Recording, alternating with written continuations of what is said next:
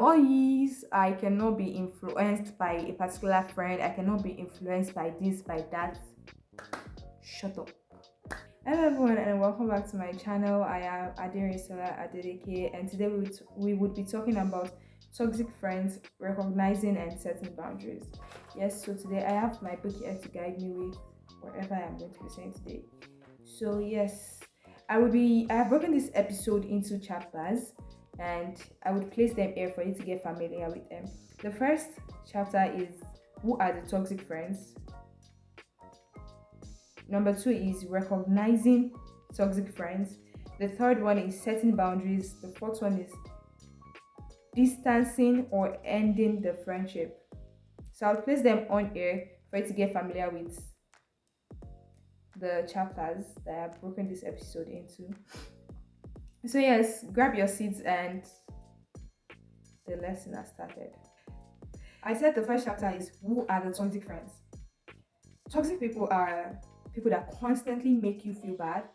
They don't feel bad about yourself. They emotionally blackmail you. They ridicule you. They are overly competitive. Yes. So for anybody that doesn't know, that doesn't even understand who toxic friends are, or that is like the definition of toxic people in general. And yes, let's get right into the second chapter. Because recognizing toxic friends. Recognizing toxic friends. How do you recognize your toxic friend? Do you even know if your friend is toxic or are you the toxic friend? So these are ways to recognize your toxic friend. Someone who is overly competitive, one. Someone who is judgmental, two.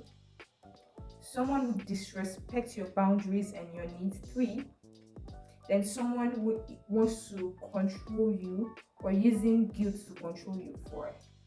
These are my own four fabulous for of recognizing who a toxic friend is or who your toxic friend is. And sorry, who your toxic friend is. I have listed the types of toxic friends that you may have and you don't know about it. First of all, is the first one is the constant borrower. These are the friends that continue, just like the name, they borrow from you. They lend, they say, oh, they need this. The disadvantage of having this friend is when you decide not to give them something, they feel entitled to something that is not theirs, something they didn't pay for. This is the advantage of disadvantage, sorry, of this type of friend. So when you don't actually give them that thing, they get angry because they feel as if they are entitled to everything that is yours. And probably you guys were talking about something a day that you want to get, or you get it, maybe probably without telling them. Then when they know that you've gotten it, they decide not to get theirs because they already feel entitled to what you guys of to that particular thing. So they feel like it is not necessary for them to get theirs anymore. The next one is the gossip monger. This is the snake. Because I believe that if you're talking about someone to me too much, everybody talks up to their friend about a particular person. But like if you're talking about everybody, every single person you see, we're walking on the street and you're like, oh my god, shut up. You're a snake because you would also talk about me at the end of the day. These people are snakes you should beware of because they will talk about you at the end of the day. How do you know this person? Yes, we all say one of two things about someone, but then how do you know this person is a gossip monger? This person carries news from A, says unnecessary things to you. There are some things that you hear that you don't literally say, but this person will literally say everything that she or he hears to you. She hears it in room A, room B. She's coming to you, tell you about it already. That oh, this, that. Shut your mouth up. If you are that type of friend, kindly shh, shh. Because even if you might not be toxic now, you will end up being toxic. Because you would say things that you're not meant to say. You will not be able to control your mouth at the end of the day. The next one is the emotional blackmailers. These ones, they would blackmail you. Everyone knows what emotional blackmailers or who they are. These ones will blackmail you emotionally. In fact, they would make you feel stupid or make you feel as if you're a fool. The funny how the emotional blackmailers can be a constant borrower. They can be the gossip monger. They can be these attributes can be in different types of friends. They are like it's like an attribute. So the person might emotionally blackmail you and also be a constant borrower. The person might be a gossip monger. So you have to beware. We can have all these traits in just one person. That's how people can be. The next one is the fake admirer. This person admires everything. This person is just like the gossip monger. You have a new air. Oh my god, you guys. Auntie, shut up. Shut your mouth. Yes, you. Not you, but then this person admires your hair, blah blah blah. But then she goes on to your at your back and she says, "Oh, I don't even think she got this hair by herself. I think probably one man is funding her, sugar daddy, blah blah blah blah." This happens in my university, and some people get stuff. They admire them in at their front, but then at the back, they are coming to tell a whole lot of other people about um oh she does this, she does that, she's not this, she's not that, she has blah blah blah, she has this, she didn't get it, all that sort of nonsense. It is not necessary. So if you are this type of person, pray about it or keep short, learn. We'll be talking about that. The next one is the bad influence. Please, all these, I cannot be influenced by a particular friend, I cannot be influenced by this, by that. Shut up. You can be influenced. Yes, okay, I have a lot of friends, and I personally used to say that me self the influencer who will influence me. Hey, they would influence you. Yeah, me self person will go influence somebody. The person that would influence somebody. It's a lie. Madam, sister, they would influence you. You just don't know it. You see these people, your own training is different from theirs. Or it might not be necessarily different, but they decided to take a different path. These people are people your mommy and daddy want you about. These people are people that you should not even be talking to at all. Let them call you pride. Let them say you are proud. But then these people, you should not be talking to them.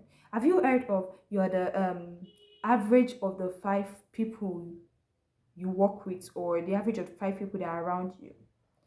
A lot of celebrities, a lot of great people out there have said these things. I am I am a media person or a PR agent, blah blah blah. You're looking for a job, and probably a friend of yours or just a neighbor comes to me and tells me that, oh, we're just talking, and the person tells me that, oh, this one, she does not know you well, but she knows the people that she has seen you with. Then basically she assumes that you are part of them, whatever you guys are doing or whatever they are doing. She assumes that you are them, and she tells me negativity. These people bring negativity. They would put you in trouble. Where you're meant to, like, where somebody is meant to help you, they would put you in trouble. They would affect your image or the way other people perceive you. Then you say they cannot influence you. My dear, they will influence you. They have influenced you. They will continue to influence you if you don't push them away. If you don't say bye bye to them, they will continue to influence you because they are who they are. So if you have a bad friend that she's doing bad things and you're saying she will not influence you, people are watching. People are watching. They are seeing things. They are seeing what she is doing. They are seeing that you guys are friends. So when people want to that one,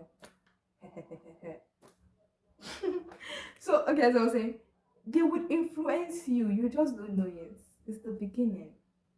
The beginning. So yes, now I have said this. I've listed the types of friends and I've explained to my satisfaction. Sha. The next topic is setting boundaries. Are you to set boundaries? Should you set boundaries? It depends on what your mind tells you. It depends on what you think at that moment. It depends. Do you actually want to set boundaries or do you want to distance yourself? So I'm going to merge the two topics together: the setting boundaries and distancing yourself together. I'm going to discuss about it together. So setting boundaries, communicate. I say, oh, communication is the key. Yes, communication is the key. But then, have you ever thought that sometimes you can communicate and you're misunderstood? So I feel like understanding is the key. Yes, I used to believe that communication is actually key. But then, have you talked to someone who actually understands what you're saying? It's on a different level when you talk to someone that understands what is coming out from your mouth. You're not just talking to someone that doesn't understand you. So if you communicate to that person and she or he understands you, that yes, this is what okay, I shouldn't have done this, I shouldn't have done that. Probably the person might change. Who knows? Just probably the person might change. And there is this thing about toxic friends, you having toxic friends or you being a toxic friend. Sometimes they might actually not be toxic, especially the attention seeker. I don't think I mentioned it in, I'm not sure. But then they might actually not be toxic, the attention seeker, especially them. Because there are two different types of friends: the low maintenance friends and the high maintenance friend. Guess which one I am? I am the low maintenance friend. We are the type of people that we don't want you to call us often because we are always stressed. We don't always want to talk. If you are talking too much, we're like, can you keep shut? And we get tired of people easily. So we are like, "Ah, auntie, just the high maintenance friends, they want to go on dates with you every time. They want to follow you to this place, follow you to that place, blah blah blah, blue blue blue. But us, we don't necessarily the low maintenance friends, we don't necessarily need this type of stuff. So now let's say the low maintenance friend and the low maintenance friend, they make a very, very beautiful match. Their friendship will be like this. But the high maintenance friend and the low maintenance friend, they are in no area unless they are being able to communicate and they understand each other. So when you have a friend like the attention seeker, and you that person is obviously a high maintenance friend, and you the low maintenance friend feels like it is not necessary. Don't follow me. I don't want you to follow me. It is not by force. Go and sit down in your hostel. Go and do this. Go and do that. Don't talk. You guys would clash. But when we have the high maintenance friend and the high maintenance friend together, they already want to go out together. They already want to talk about things together. They already want to be on calls together. So they don't clash. In fact, they work perfectly together. Than having a low maintenance friend and a high maintenance friend. They would clash. They would have arguments. They would fight. So most times they are not really toxic for the attention seekers. I don't know about other friends. Most times the attention seekers are not usually toxic. But then you don't know because you have not been educated about the type of friend you are. Who are you? What type of friend are you? You're okay. What type of friend are you? Most mistakes that most of you make. Sorry if I'm diverting a little from that topic, but then most mistakes that most of us make is that you don't know the type of friend you are. You make your relationship standards higher than your friendship standards. And honestly, I think that both your relationship standards and your friendship standards, okay, your relationship standards and your friendship standards should be equal. If you have a high relationship standard, have a high friendship standard. Yes. Filter the people that are in your life. Filter if you see bad eggs, remove them. Filter. Be picky about the people you allow into your life. Don't allow anyhow person to be in your life. Be picky about that person that you allow in your life. Choose your friends wisely. The Bible says, 1 Corinthians 15:33, don't be misled. Bad company corrupts good character. Just like I said in the previous chapter, I said that you said you okay in the previous chapter. I said You said they would not influence you. It's a lie, my sister. They would influence you. If the Bible says bad company corrupts good character, then what do you think they play with words in the Bible? Bad company corrupts good character. So then, know the type of friend you are. Know what you want. Then use that to filter the type of people you allow in your life. Because the people you allow in your life, you are the, I said again, you're the average of the 5 people you allow in your life. So now, will you distance yourself or end that friendship? It depends on you. Sometimes setting boundaries are not enough, so you have to end the relationship. But it depends on you to figure out. Do you actually want to distance yourself? They would talk. They would say you're a bad person. They would say they don't. They would tell other people. Let them talk. But then this is about your emotional health, your mental health, everything else, because you will be affected one way or the other if you keep them in your life. So it's either you're distancing, you're setting boundaries, you're communicating, as I as I like to call it, you're ghosting. Anyways, that is the end of today's video. I had fun educating. I had fun speaking, and I hope you, if you made it to the end of the video, to the end of this video, I hope you can help us drop a comment in the comment section and a thumbs up, and you can share to your other friends too, and subscribe. Hit the subscribe button and the notification button. So yes, I will see you in my next video. Bye bye.